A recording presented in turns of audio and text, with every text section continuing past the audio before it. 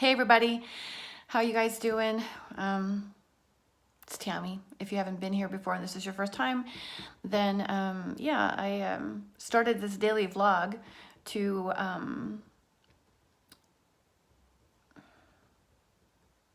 follow along my health journey. And I'm not using it as a means of just crying and looking for some, that's not it at all. I don't feel disempowered by this. And in case, again, if you're new, then I just had breast cancer surgery 3 days ago, Wednesday of this week, Saturday. And I have to say, this is looking a lot better. This is actually just rosy because I just got back from a hike. And I didn't take you on my hike primarily because I just wanted to be quiet. It's just a beautiful, glorious day outside. Very, very sunny, as you can see. And yeah, besides that, the terrain around here is not flat, nor is it solid. The only solid piece of terrain that we have around here is the road, and it's a single road that goes through town. So I'm not walking in the middle of the road. When I hike, I get out into the hills. I like to spend time with nature. So yeah, that's what this is. But all that other redness that was there yesterday and what looked to be like a lot of swelling and whatnot, that's all gone. I ended up using the essential oils, lemongrass, cypress, laurel leaf, to move the lymph and to actually help my body flush out that anesthesia, because I'm pretty convinced it was anesthesia. And I actually drank some magnesium water. I made some magnesium water and I drank that. And that's actually part of what I wanted to mention today, because a lot of this, as I said, I'm using this as a leverage point to really reimagine my life and make a difference in others, if that makes any sense. So yeah, I'm sharing oils here. In fact, I just finished writing, an itch on my other hand.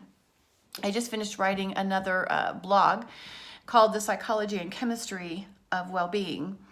And you can find that on my Ultimate. If you go to synergessence.com and click on the Ultimate Guide, that link is in the box below. But if you end up over there, you can click on that link and take a look at it. It's very interesting, because what's actually going on in the body is a lot of the things that are not being disclosed.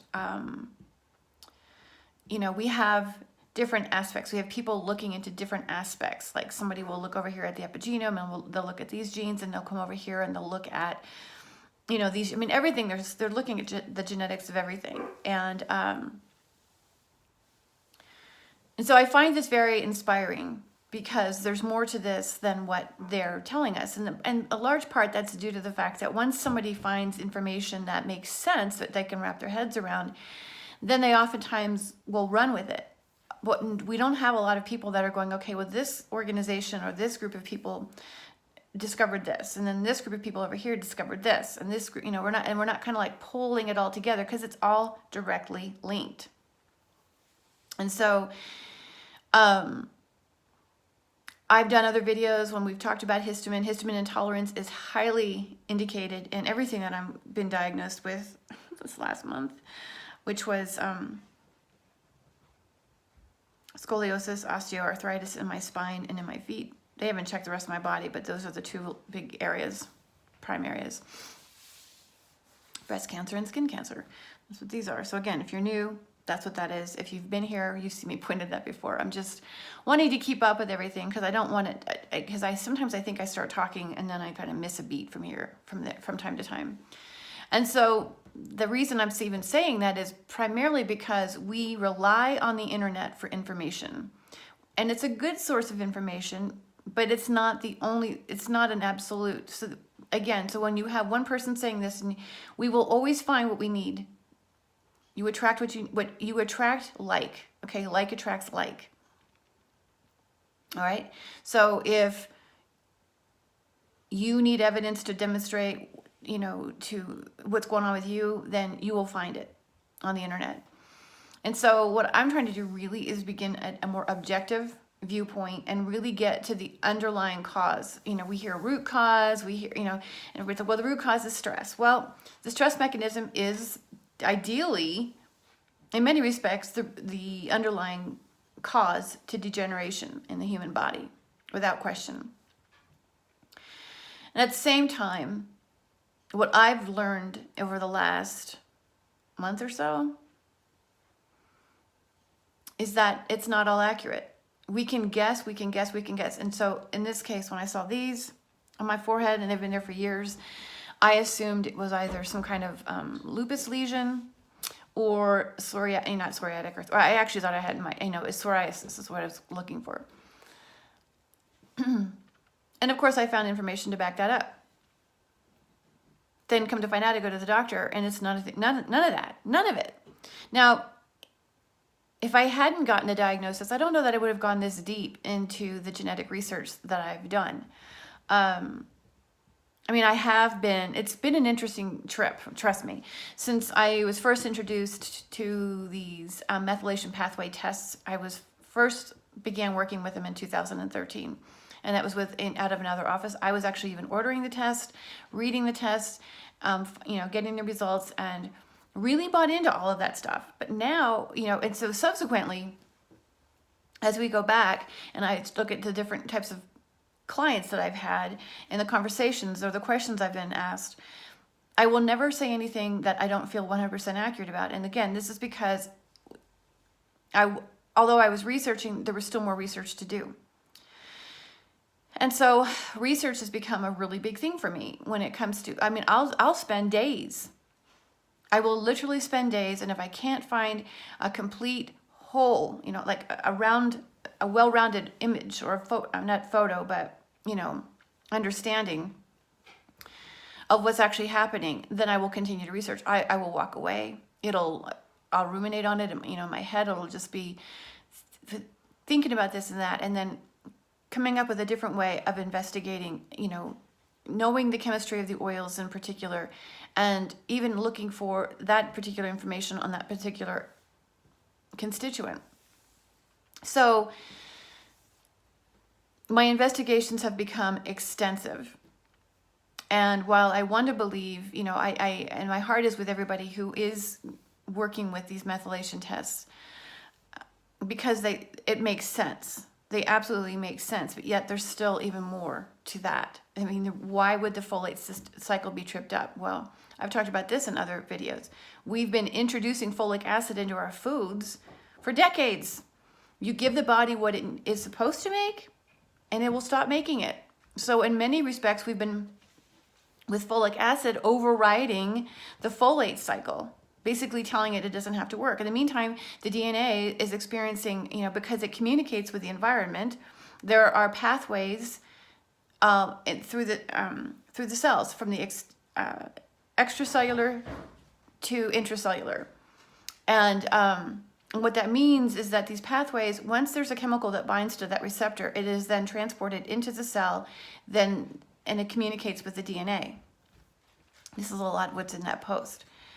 So when this is happening, we can be exposed to any chemical. It's not just a good chemical. It could be, it could be a man-made fucked up chemical. Okay? But once they access that pathway, and I want you to know something. I was reading something the other day, and it was from a well-known aromatherapist. And the claim was that essential oils that are aromatic do not conflict with medications and so forth. And I beg to differ because that is really downplaying the fact that we have been able to demonstrate countless times that sesquiterpenes in the essential oils will cross the blood-brain barrier. So inhalation automatically affects the way the brain is operating, automatically. Then we actually have olfactory receptor cells in our skin. So it's not just the nose, it's through the skin that we are actually taking in these aromatic compounds. And if it's triggering an environmental threat to the DNA is going to send out signals to begin repair, fight, whatever those, whatever it's asking the body to do, the DNA will begin to release those messages. Now, that's supposed to be a temporary thing. Unfortunately, it's not. We are undergoing tremendous amount of stress, whether it be psychological or environmental. And the result of this is that the DNA is constantly asking for help. It's needing to be repaired. It cannot be, because it gets repaired through the very same pathways that are sending in the mixed up messages from the outside world. So, and the body actually repairs itself with proteins. But we have to be able to break those proteins down. So as I said, with the MTHFR, the folate cycle, if we're overriding that and giving the body the folic acid, then of course the folate cycle is not going to be functioning properly, which is going to now affect the way the body takes in homocysteine, converts it into cysteine. It's going to screw up the sulfation pathway. It's going to make a mess of everything. And so now we're in this chronic cycle of stress. And you might hear my dogs, they're just wrestling. But the point is that through it all, histamine is activated because the immune system has been activated. The immune system just doesn't fight off colds and flus. The immune system protects us from other bacteria, other fungus, it's protecting us at all times. And there's different components to the immune system that happens with. So mast cells are released, especially when it's when it's environmental. We will start to almost experience like an allergic type reaction or a cold.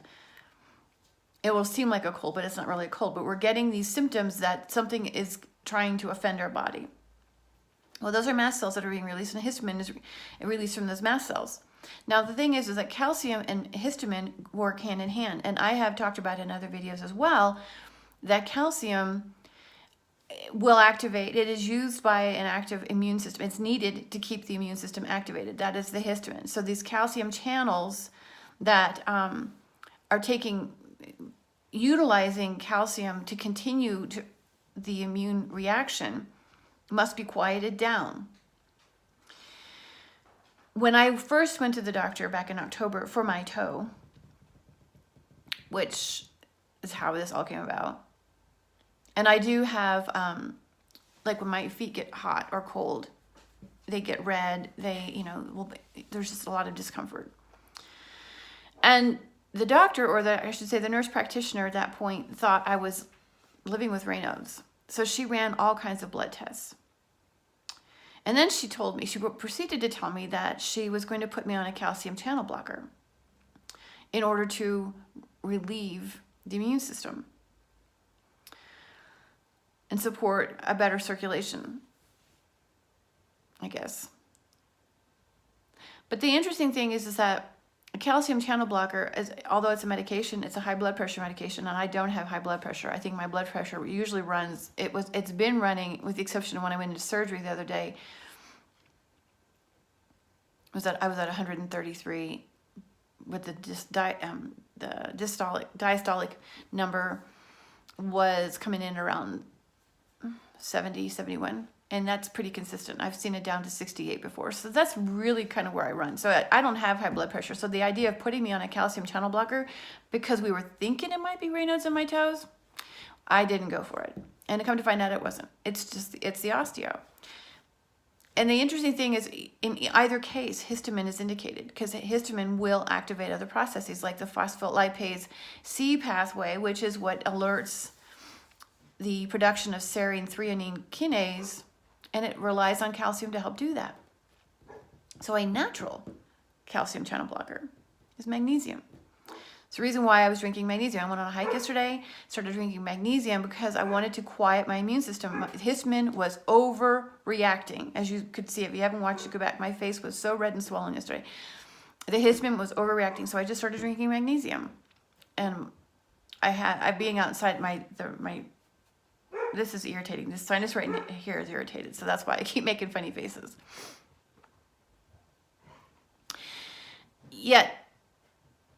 So magnesium, and I've had dialogue with people on this, especially here on YouTube, where I can't take this magnesium, I can't take that magnesium. You take what works for you. use a form that works for you. Magnesium glycinate is one form. It comes in a big thick pill, and that is very helpful because it also helps with the production of glycine, which is essential along the sulfation pathway. So that's a very good one. Magnesium will calm that histamine reaction down because it's a natural channel blocker, like I said. It also has a lot of other benefits to the body. It's very good it's needed by the endocrine system to help regulate hormones. Started to say that. It actually helps protect the cells from heavy metals. And while I can talk about aromagenomics as a modality, it's a very good modality, but I keep in mind that we have this world that we live in. So we're having to navigate two different ways. We're having to deal with the symptoms as well as help the body actually restore itself. And in my case right now, I'm on a mission to help that DNA repair itself, because at that point we're going to begin to lessen the advance of age. Of course, we're all going to be getting older, but the signs of aging, the wrinkles and the gray hair and all that fun stuff that so many people are running away from. We have so many anti-aging concepts out here. So the thing is, like I said, there are ways, and this is why I love the oils, there are ways to actually help the DNA. But part of that is going to include the sulfation pathway. And I'm going to tell you straight up right now, if you really want to affect MTHFR, you might want to quit taking anything with folic acid. You might want to just start using oils that will stimulate that. Eat your foods with folate. We don't really need to be over supplementing with everything. And I know I'm going to have pushback with this because people have gotten results from taking their supplements. And that's awesome. That's awesome. There's some people that don't. These supplements, and I know I've met some of the people who started PHP, nutraceuticals, and I can straight up tell you that a lot of the ingredients that are going into a lot of these things, I've looked at them on labels, emulsifiers and so forth, they're all enhancing the uptake. If it's a personal care product, they have isolated the chemicals in a plant that will actually increase tissue permeability, which is crazy because you've got the olfactory receptors already there. But the rate that we are using chemicals to get chemicals into our body is absurd. So using oils that contain geraniol, G-E-R-I-A-N-O-L, and will actually support glutathione conjugation as well as the folate cycle. If you got on a hydrochloric acid supplement, you'd be better off than taking a lot of probiotics. The micronutrients are not our problem. Although they may seem like they're a problem, they're not actually the problem. We're getting the micronutrients in our food, especially if we do what we can do to improve the way our body is breaking down nutrition, primarily the macronutrients. The second we begin to break down fats and carbs and proteins more effectively, the rest of it's a piece of cake. You don't need to be taking all the supplements because ideally what's going on is, like I said, that the micronutrients aren't being broken down, and now the body can't use them at the cellular level, which means the DNA can't repair itself. So the best step to do is to include oils that will support the folate cycle, get off anything, stop eating foods that have folic acid introduced to it, and know your source of folate. A lot of different foods. And you can get folate. And folate is a B vitamin that is converted to folic acid by the body and then picked up by the folate receptor and then utilized for other purposes throughout the body, which includes the amino acids that are necessary for all of the enzymatic processes in the body. So bottom line, because I don't want to keep going on and on, is there's oils that you can use. Like I said, oils that contain geraniol. And if you take a look at that article that I wrote, might help. Well, I don't give specific oil choices in that. Palmarosa. But I don't want to give oils at this point. I'm actually stopping that because here's why. Because it's important to know what's in your oil. You know, if you have an oil that has a high content of geraniol in it, then great, use that one. So it's not the name of the oil that matters. What matters is what's in your oil. So geraniol supports the glutathione conjugation as well as folate cycle. Best place to start, because that's going to help your folate cycle. Get some magnesium in you on a regular basis. Don't take too much. You know, you don't have to overdose on this. You know, whatever works for you. If there's certain forms that you can take, then great, do it. If there's other forms you can't, then don't do it. If the safest one, truthfully, is the magnesium glycinate. That's the safest one. And do what you can do to support the breakdown of macronutrients, which means hydrochloric acid. All right. So there you go. That's where I'm at today. Just really kind of digging in, and because why? Because I am committed to people being as healthy as possible. I'm committed to truth. I'm committed to fact. And because I am now in this with a lot of other people, I'm going to see it all the way through. Anyway, that's all I have for you today. Thank you very much for being a part of this with me, and I will talk to you very soon.